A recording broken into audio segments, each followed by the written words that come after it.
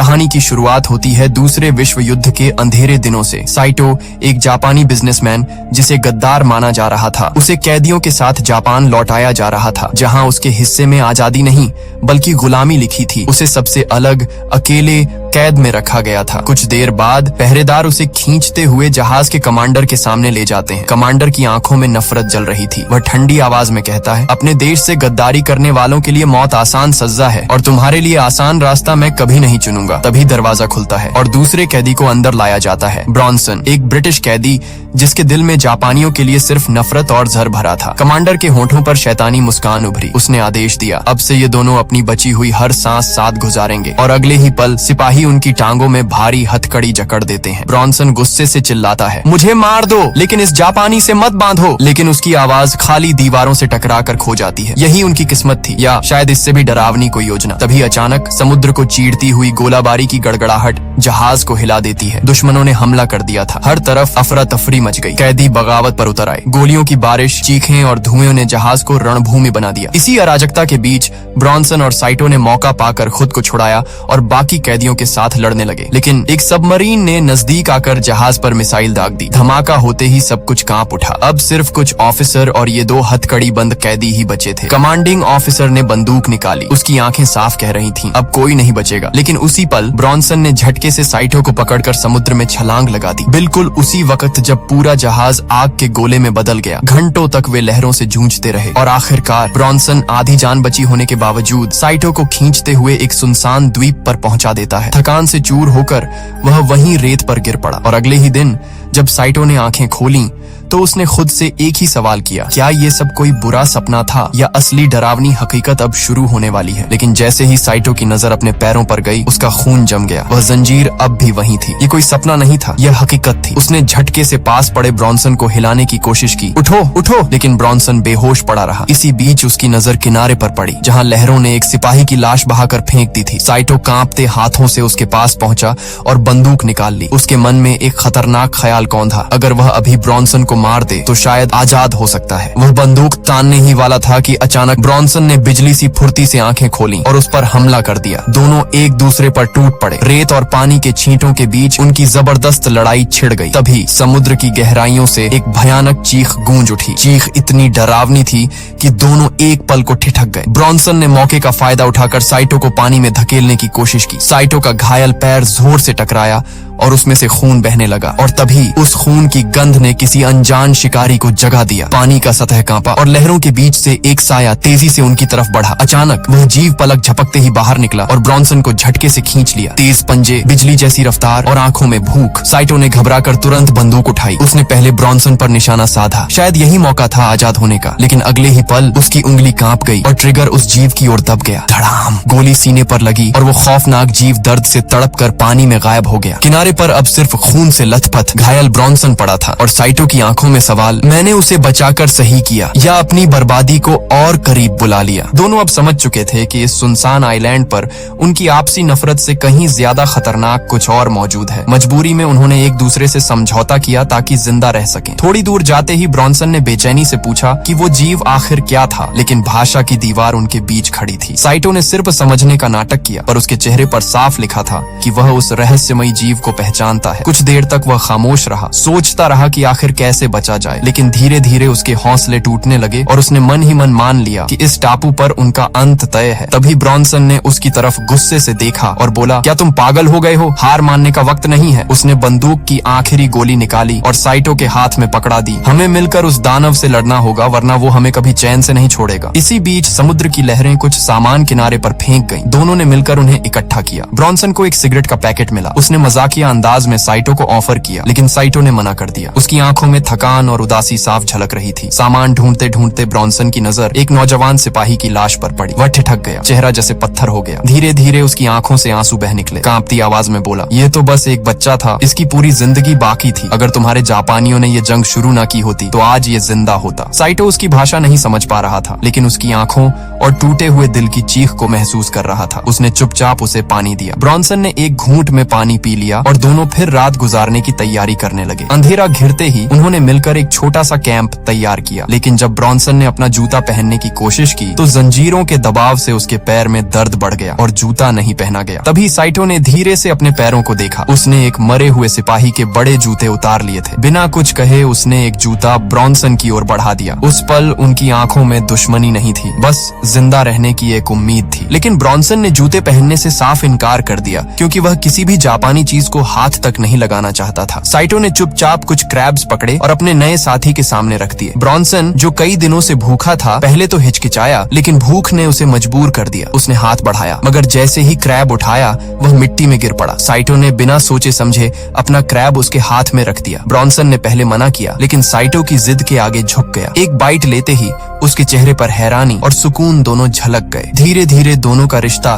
नरमी की ओर बढ़ने लगा। ब्रॉन्सन ने अपने बारे में बताना शुरू किया और साइटो भले ही सब कुछ न समझ पाया हो, पर इतना जरूर समझ रहा था कि यह दूरी अब धीरे धीरे कम हो रही है। उसने उसका नाम लेना भी सीख लिया। फिर साइटो ने पहली बार अपना नाम बताया, साइटो। कुछ देर बाद ब्रॉन्सन ने पूछा, हम इन जंजीरों का क्या करें? साइटो खामोश रहा, लेकिन ब्रॉन्सन ने हार नहीं मानी। उसने एक हथियार बनाया और चैन काटने की कोशिश की, मगर नाकाम रहा। तभी साइटो ने पैर से चैन के एक कमजोर हिस्से की ओर इशारा किया और जापानी में कुछ कहा। ब्रॉन्सन समझा नहीं, लेकिन इशारे से सब साफ था। उसने कोशिश की और 2 बार करते ही चैन ढीली पड़ गई। अब बारी थी साइटो की। उसने हथियार मांगा तो ब्रॉन्सन थोड़ा झिझका, मगर आखिरकार उसने भरोसा कर लिया। साइटो झुककर उसके पैरों की चैन पर वार करने ही वाला था कि ब्रॉन्सन ने हंसते हुए कहा, भाई, मुझसे नहीं देखा जाएगा, मैं अपनी आंखें ढक रहा हूँ। यह सुनकर साइटो की हंसी निकल गई। अगले ही वार में चैन टूट गई और ब्रॉन्सन आजाद हो गया। खुशी के मारे उसने उछलकर साइटो को गले लगाया और दोनों ने आजादी का जश्न मनाया। लेकिन उनकी आवाज ने अंधेरे में छुपी हुई किसी चीज का ध्यान खींच लिया। साइटो को अचानक महसूस हुआ कि कोई परछाई उनके पास सरक रही है। दोनों तुरंत सतर्क हो गए, हथियार थाम लिए, मगर वह प्राणी उतनी ही रहस्यमय तरीके से गायब हो गया। वे सबूत तलाशने के लिए बाहर निकले। रेत पर साइटो को अजीब निशान मिले। वह झुककर ध्यान से उन्हें देखने ही वाला था कि अचानक पीछे से एक आवाज आई। उन्होंने पलट कर देखा तो 2 जापानी फौजी सामने खड़े थे और उनके साथ एक कैदी भी था। ब्रॉन्सन का दिल धड़क उठा। उसे शक हुआ कि अब साइटो उसका साथ छोड़ देगा, लेकिन अगले ही पल साइटो ने भरोसे का इशारा दिया। उसने अपना हथियार ब्रॉन्सन के हाथ में पकड़ा दिया और फुसफुसाया, छुप जाओ। साइटो वहीं खड़ा रहा। कैंप के पास खाना उबल रहा था। तभी एक फौजी को महक आई और वह देखने आया। उसने सोचा कि कोई अंदर सो रहा है। जैसे ही उसने कदम बढ़ाया, साइटो सामने आ गया और बोला, गोली मत चलाना। दूर खड़ा ब्रॉन्सन हैरानी से यह सब देख रहा था। फौजियों को यह नहीं पता था कि साइटो को पहले ही गद्दार घोषित किया जा चुका है। इसी वजह से वे उस पर यकीन करने लगे। लेकिन ब्रॉन्सन को जरा भी अंदाजा नहीं था कि असली खतरा तो उसके ठीक पीछे मंडरा रहा है। कैंप में बैठा साइटो अपने पुराने साथियों से धीरे से पूछता है, क्या कोई और बचा है? उस आदमी ने जवाब दिया कि सिर्फ हम लोग ही बचे हैं, क्योंकि हमने लाइफ जैकेट पहनी हुई थी, बाकी सब डूबकर मर गए। इसी दौरान ब्रॉन्सन को अचानक एहसास हुआ कि समुद्र का वही जीव उसके पीछे है। उसका दिल धड़कनों से बाहर आने को था। डर इतना हावी हो गया कि वह समझ ही नहीं पाया क्या करे, और आखिरकार उसने अपनी आंखें बंद कर लीं। जब उसने दोबारा आंखें खोली तो हैरान रह गया। वो डरावना जानवर वहाँ से गायब हो चुका था। उधर जापानी फौजी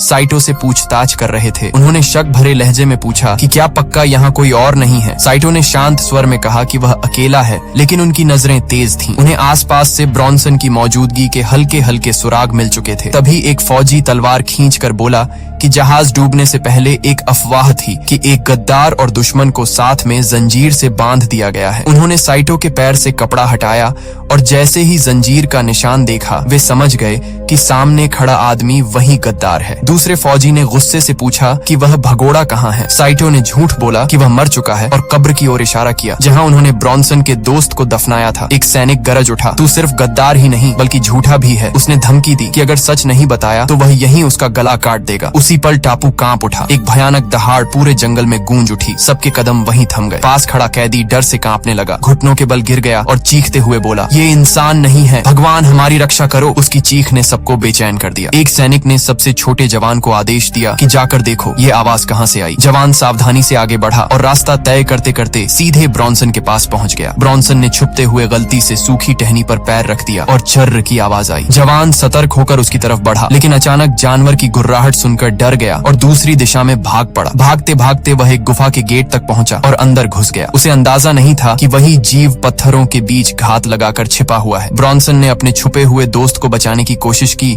लेकिन देर हो चुकी थी। गुफा के अंधेरे से वो जीव बिजली की तरह निकला और सिपाही पर टूट पड़ा। जवान ने तलवार घुमाई, मगर अगले ही पल भयानक आवाज आई। उसके हाथ की हड्डी टूट चुकी थी। उसकी दर्दनाक चीख पूरे टापू पर गूंज गई। बाहर खड़े दूसरे सैनिक ने जैसे ही यह सुना, उसका गुस्सा और डर साइटो पर निकल पड़ा। वह चिल्लाता हुआ उसकी ओर झपटा और उसे मारने ही वाला था कि अचानक ब्रॉन्सन ने हमला किया और उसे मार गिराया। लेकिन इससे पहले कि ब्रॉन्सन गोली चला पाता, गुफा से वो जीव बाहर आया और घायल सिपाही का सिर तोड़कर उनकी ओर फेंक दिया। खून से लथपथ सिर उनके पैरों के पास गिरा और उसी पल जीव ने एक दिल दहला देने वाली चीख लगाई। साइटो और ब्रॉन्सन दोनों के होश उड़ गए। उन्होंने बिना एक पल गंवाए भागना शुरू कर दिया और अंधेरे में कहीं छुप गए। उस बीच जीव ने घायल सिपाही को पूरी तरह चीर कर खत्म कर दिया। भागने की कोशिश करता दूसरा कैदी भी उसकी पकड़ में आ गया और वह भी तड़पते तड़पते मौत का शिकार बन गया। ब्रॉन्सन और साइटो दूर से यह सब होते देख रहे थे और समझ गए कि अब यहाँ रुकना मौत को बुलाने जैसा है। उन्होंने भागने का फैसला किया, लेकिन वो जीव पहले ही उनकी मौजूदगी को भांप चुका था। अगले ही पल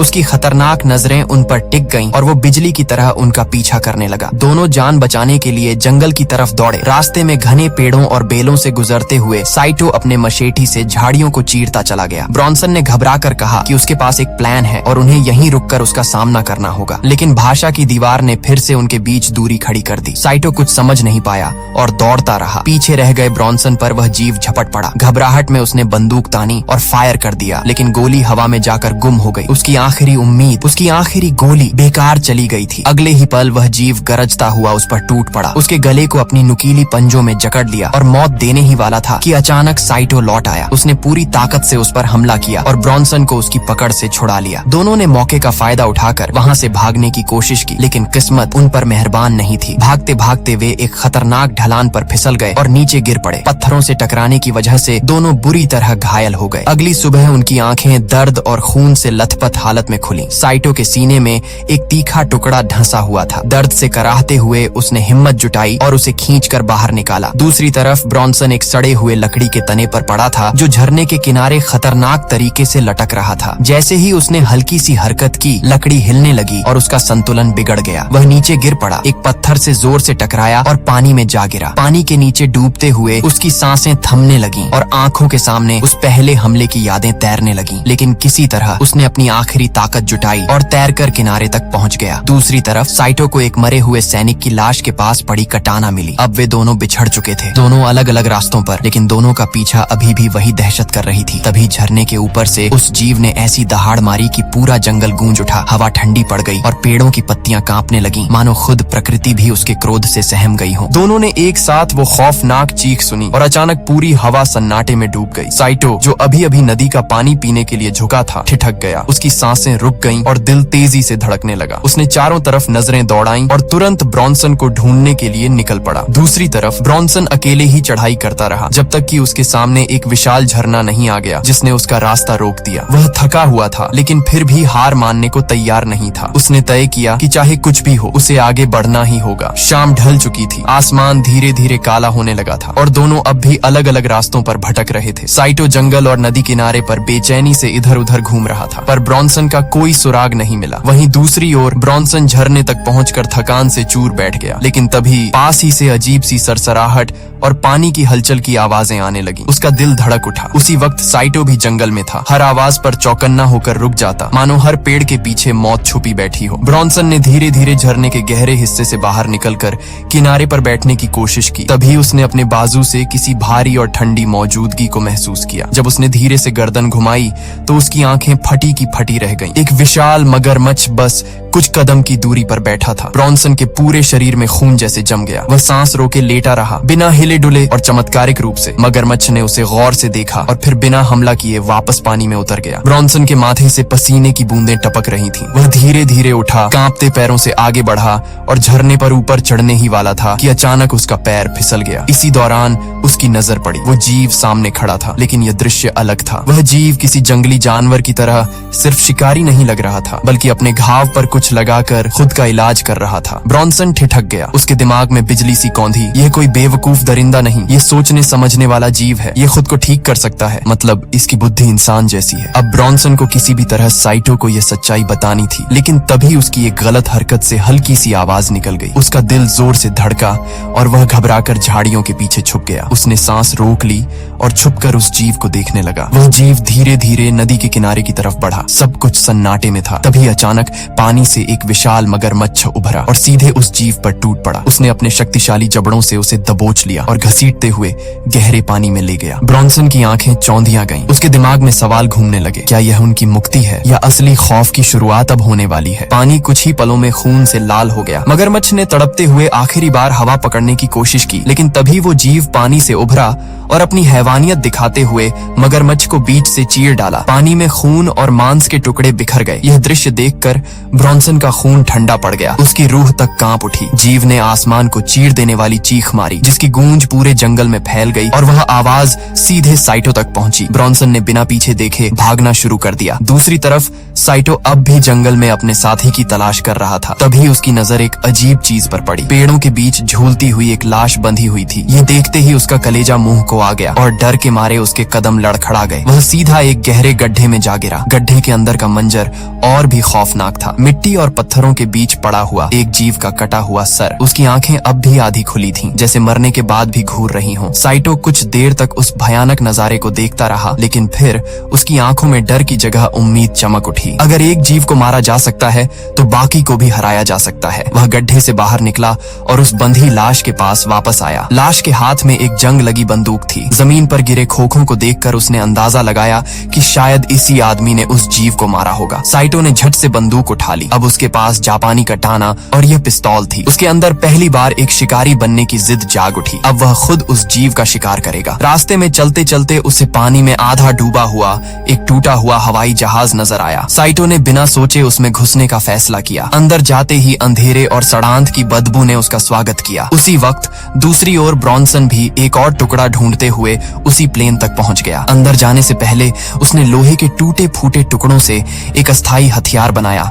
और फिर सावधानी से भीतर दाखिल हुआ। प्लेन के अंदर का मंजर अलग ही था। टूटी सीटें, खून के दाग और इधर उधर बिखरा सामान। ब्रॉन्सन को वहां फ्लेयर गन, एक लाइटर, सिगरेट्स और कुछ जरूरी चीजें मिली, लेकिन अचानक उसकी नजर एक ऐसी चीज पर पड़ी जिसने उसका दिल दहला दिया। प्लेन के पंखों में फंसा हुआ एक बम। ब्रॉन्सन ने बम देखते ही एक खतरनाक योजना सोची। उसके चेहरे पर हल्की सी मुस्कान आई। उसने थोड़ी देर आराम करने के लिए एक सिगरेट जलाई, लेकिन तभी उसे किसी के कदमों की आहट सुनाई दी। उसने गर्दन घुमाई तो देखा साइटो दरवाजे पर खड़ा था। उसका चेहरा पीला और कांपता हुआ। ब्रॉन्सन ने हैरानी से पूछा, तुम कांप क्यों रहे हो? और उसे एक सिगरेट थमा दी। साइटो ने हाथ हिलाकर मना कर दिया और धीमी आवाज में बोला, मुझे तुम्हें कुछ दिखाना है। ब्रॉन्सन उलझन में था। साइटो ने अपना लाइटर निकाला और अंधेरे में एक इशारा करते हुए उसे समझाने की कोशिश की। दोनों गुफा के अंदर घुसे और हवा में एक अजीब सी बदबू फैल गई। साइटो ने टॉर्च जैसी रोशनी से इशारा किया तो ब्रॉन्सन ने देखा एक विशाल मादा जीव अपने अंडे पर बैठकर उसे सेंक रही थी। उसकी लाल चमकती आंखें अंधेरे में कोयले की तरह धधक रही थीं। ब्रॉन्सन धीरे धीरे आगे बढ़ा, उसके हाथ में हथियार कसकर थामे हुए, लेकिन साइटो ने उसकी बांह पकड़ ली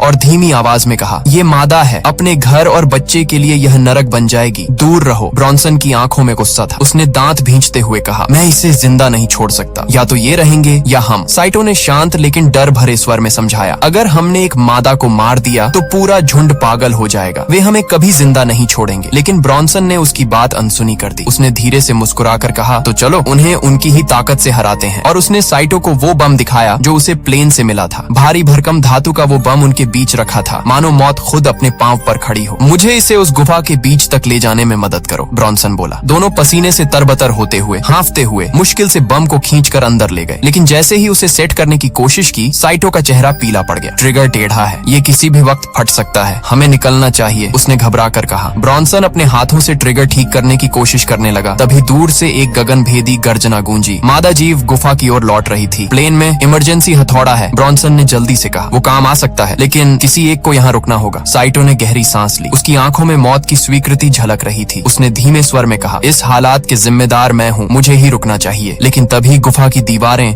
उस मादा की चीख से कांप उठी। उनके पास अब फैसला करने का वक्त ही नहीं बचा था। दोनों बाहर की ओर भागे। अंधेरे में रास्ता साफ करने के लिए ब्रॉन्सन ने एक फ्लेयर जलाई। लाल आग ने गुफा की दीवारों को खून की तरह रंग दिया। साइटो पहरा देता रहा, जबकि ब्रॉन्सन जान तोड़कर हथौड़े को प्लेन के मलबे से निकालने की कोशिश करता रहा, लेकिन वो ढंसा हुआ था। उसकी पकड़ बार बार फिसल रही थी। तभी अचानक एक विशाल साया साइटो के सामने आ खड़ा हुआ। दांत बाहर निकले, पंजे हवा को चीरते हुए। साइटो ने बिना सोचे कटाना निकाला और गरजते हुए उस पर टूट पड़ा। धातु और पंजों की भिड़ंत से चिंगारियां निकलने लगीं। जीव कोई बेवकूफ जानवर नहीं था। वो हर बार सोच समझकर रोक रहा था। उसका हर हमला घातक और योजनाबद्ध था। इधर ब्रॉन्सन पूरी ताकत लगाकर हथौड़ा खींच रहा था। पसीना उसके माथे से टपक रहा था। आखिरकार धातु के साथ एक जोरदार आवाज आई और हथौड़ा ढीला पड़ गया। उधर साइटो ने चीखते हुए एक आखिरी वार किया और उस जीव को धकेलकर प्लेन के बिल्कुल पास ला दिया। मौका देखकर ब्रॉन्सन दौड़ा और हाथ में हथौड़ा कसकर मौत की तरह झपटा। दोनों ने पूरी ताकत से उस जीव से मुकाबला किया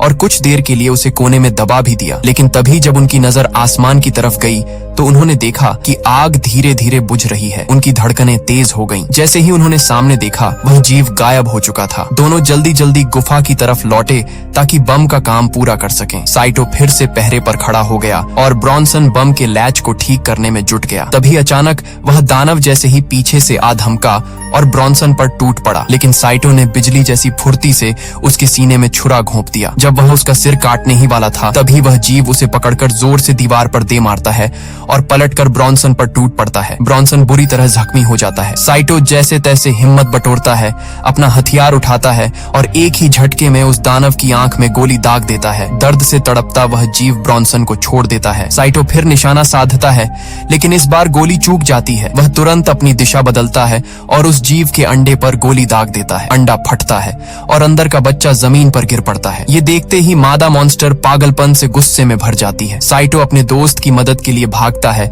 लेकिन ब्रॉन्सन बहुत बुरी तरह घायल हो चुका है। ब्रॉन्सन कांपते हाथों से अपनी सारी चीजें साइटो को थमा देता है और कहता है, जल्दी निकल जाओ। साइटो की आंखों में दर्द था, लेकिन मजबूरी में उसे अपने दोस्त को वहीं छोड़कर भागना पड़ता है। पीछे मादा मॉन्स्टर अपने बच्चे को गोद में उठाए बैठी थी और ब्रॉन्सन जमीन पर पड़े पड़े सांसें खींच रहा था। अगले ही पल उसने पूरी हिम्मत जुटाई और बम एक्टिवेट कर दिया। काउंटडाउन शुरू हुआ, 3, 2, 1। लेकिन जैसे ही आखिरी गिनती पूरी हुई, बम फटा ही नहीं। तभी ब्रॉन्सन की याद उसके जहन में ताजी हो आई। साइटो ने जैसे बताया वैसा ही उसने किया। बम में आखिरी सेटिंग करते ही जोरदार धमाका हुआ। रोशनी के साथ धुएं का कॉलम आसमान को छूने लगा। साइटो ने दूर से वह विस्फोट देखा और अपना दोस्त खोकर दिल से बैठ गया। कुछ पल के लिए चिल्लाना भी भूल गया।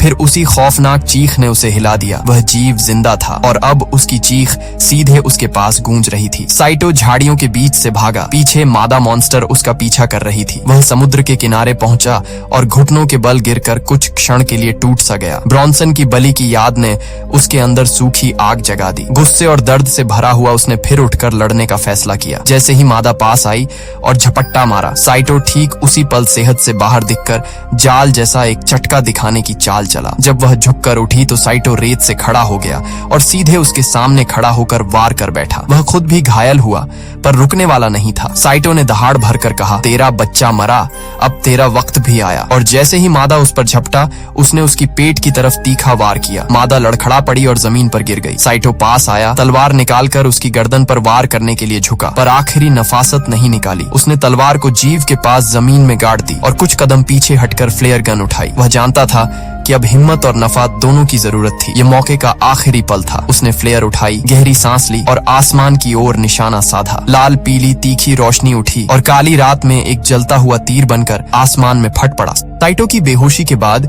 जैसे ही उसकी आंख खुली, उसने खुद को एक अमेरिकी जहाज पर पाया। कमरे में एक ऑफिसर बैठा था और साथ में एक जापानी ट्रांसलेटर। ऑफिसर ने ठंडी नजरों से उसे घूरते हुए पूछा, क्या ब्रॉन्सन ने तुम्हारी मदद की थी? लेकिन साइटो चुप रहा। उसकी आंखों में उस दोस्ती की आखिरी झलक तैर रही थी। ऑफिसर ने ट्रांसलेटर से कहा, इससे पूछो इसका जुर्म क्या था? साइटो ने भारी आवाज में जवाब दिया, मैंने अपने ही कमांडर को मार डाला क्योंकि वह हम सबको बेकार मौत की तरफ धकेल रहा था। कमरा खामोश हो गया। ऑफिसर ने फिर ब्रॉन्सन का नाम लिया और साइटो की आंखों में उस दोस्त की यादें कौंध गईं। लड़ाई, कुर्बानी और आखिरी सांसों तक निभाई गई दोस्ती। आखिर में साइटो ने सिर झुका लिया और धीमे से कहा, हम दोनों दुश्मन थे लेकिन आखिर तक आते आते सच्चे दोस्त बन गए थे। ऑफिसर ने आखिरी सवाल किया, क्या उस आइलैंड पर और कोई जिंदा है? साइटो ने खामोशी तोड़ते हुए कहा, नहीं, वहाँ अब कोई नहीं। लेकिन जैसे ही जहाज समुद्र में दूर जाने लगा, साइटो खिड़की से बाहर देख रहा था। नीला समंदर पीछे छूट रहा था और उसी वक्त परत दर परत सच सामने आया। उस आइलैंड पर वो जीव अब भी जिंदा थे, कई और भी ज्यादा खतरनाक। कैमरा धीरे धीरे ऊपर उठता है। जंगल की अंधेरी गहराइयों से वही भयानक चीख गूंजती है, मानो ऐलान कर रही हो कि अब उस आइलैंड पर सिर्फ उन्हीं का राज रहेगा और यहीं पर यह खौफनाक कहानी खत्म होती है। अगर वीडियो पसंद आई हो तो लाइक जरूर करना, चैनल को सब्सक्राइब करना मत भूलना। मिलते हैं अगली वीडियो में एक और रोमांचक कहानी के साथ।